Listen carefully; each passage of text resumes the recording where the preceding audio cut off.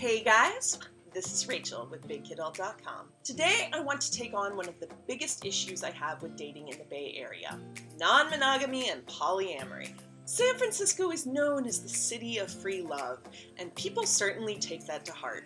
All around us are tech startups innovating in creative new ways, and people have taken that same philosophy to their relationships. It is so common out here that in my dating profiles, I have to specify that I am not into those things. Otherwise, literally every message I get is from people seeking a throuple. Oh, you don't know what a throuple is, you say? It's a 3-person couple. Among my personal friend group, non-monogamy and polyamory are incredibly common, so this is actually a rather controversial opinion for me to express. Let me be clear that whatever personally works for you, go for it.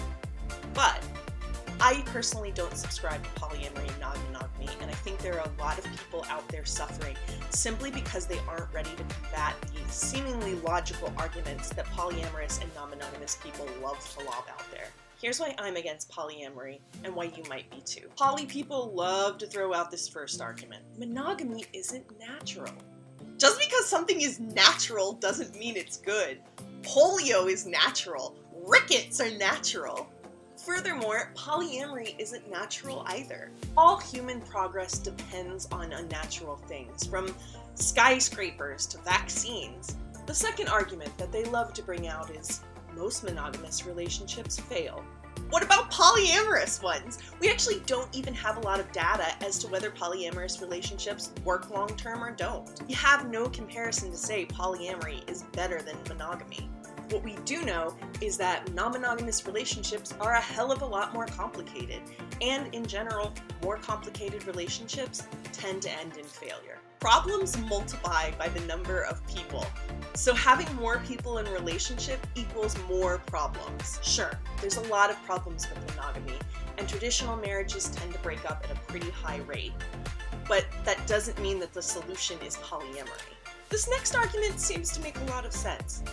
On the surface, one person just can't meet all your needs in a monogamous relationship, nor should they. Monogamy and marriage haven't always been about this blissful standard of happiness. Think about back to medieval times when marriage was all about power consolidation or land acquisition. This current standard that we have for marriage that we put so high up on a pedestal and believe that our partner should be anything and everything to us, it just doesn't make sense. And maybe that's why so many marriages are failing. This doesn't mean don't get married. It means that we need to redefine what marriage is supposed to be. It also doesn't mean polyamory is the fix any more than marriage counseling or more communication might be. This argument really kills me. It's not just about sex. It's obviously about sex. Otherwise, you would be seeking more friends and not sex partners. They're right, though. It's not just about sex. What they're really seeking is the intimacy that surrounds sex. And as a society, we lose intimacy once we get married.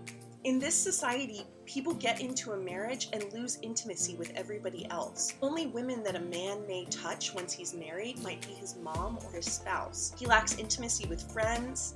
Touch becomes taboo. What we lack isn't sex, it's intimacy. People in our society right now don't know how to form intimacy unless it involves taking your clothes off. We need to learn to make room in our life for people that we can't have sex with. The more hedonistic side, people love to make the argument that what feels good must be good. But the thing is, non-monogamy often feels really, really bad. Compersion is not a natural emotion for many, many people. P.S. Don't know what compersion is? It's a non-monogamy word for taking pleasure in your partner experiencing pleasure with other people. The logic goes, if sex is pleasurable, then we should be having sex with as many people as possible. But by the tenets of non-monogamy and polyamory, that means tons of negotiations and conversations, and those can be pretty painful. Polyamorists love to believe that jealousy is something that's conditioned and not a natural feeling that we have. It's something that society is telling us to feel, which basically what they're telling us is to ignore our own innate feelings and do away with our emotion. Personally, I'm not okay with somebody telling me that the things I'm feeling are wrong. Sure, there's more pleasure to be had with non-monogamy and polyamory, but does it equal out to the amount of added pain that you're going to be having?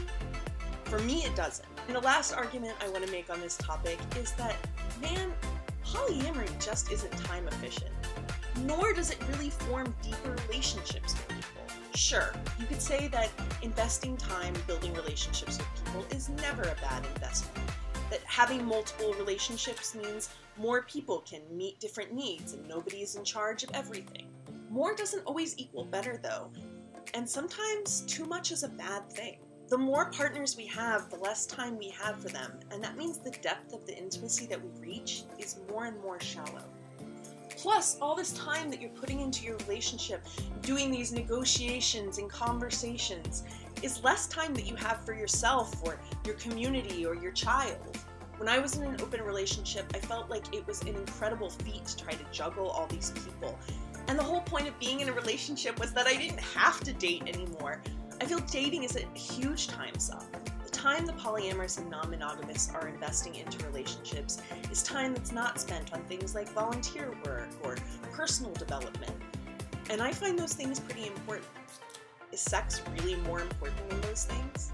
Look, I know that this video seems like it's being hard on the non-monogamous and polyamorous, but I think a lot of people are drinking the Kool-Aid and subscribing to this philosophy without really thinking it through. I'm not necessarily defending the traditional institution of marriage and monogamy. It's got a lot of things wrong with it. But who's to say polyamory is the fix when we could do relationship counseling or not having kids or spending more time personally developing yourself? If you liked this video or you at least thought it was thought-provoking, please leave a thumbs up. If you want to see more like this, hit subscribe. And if you have your own thoughts about polyamory and non-monogamy, which I'm sure many of you do, go ahead and leave them in the comments. Until next time, this is Rachel, BigKidAlt.com.